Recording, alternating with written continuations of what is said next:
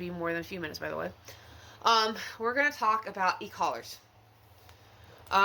E-collar usage, what to do, all that stuff.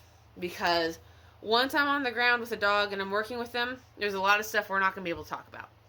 Right? Exactly. So, I'm gonna start off by saying that your e-collar can be a extremely cool tool to have.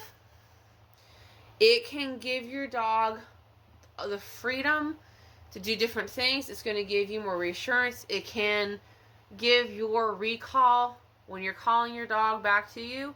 It can give you more of a handle on that. It's going to hold the dog more accountable. I love e-collars, and if you're watching this and you're not really sure about an e-collar, I avoided an e-collar training for a very, very long time. I was very cautious about buying an e-collar, and even when I started doing professional training, like, I was very cautious about putting them on client dogs. I was just very overly cautious, which is not a bad thing, but I get where you're at because you want what's best for your dog. You want your dogs to be happy. You don't want to do anything that's going to cause your dog angst or anxiety, right? You want your dogs to be content and you want them to be happy. See, we want happiness. We want this. Okay, so here's the deal. To me, the e-collar opens up a lot of doors. Because the big thing to remember is we don't live in a world where it's not a dog-safe world.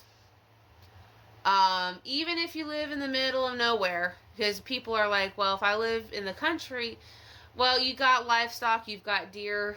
So even in that perfect utopic scenario of no other people, your dog can still be a problem and can cause issues.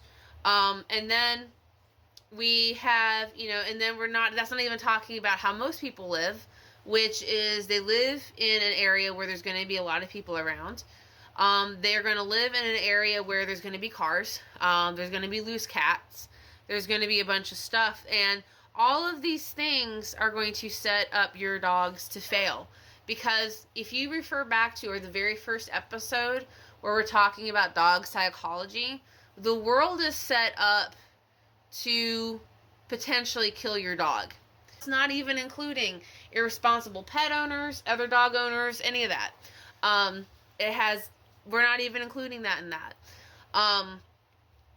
So this has given me more of a peace of mind. This is my accountability buddy here for my dogs. So there's 1,000,001 ways to train e-collars to a dog. I want to talk about how I do it because this is what works for me.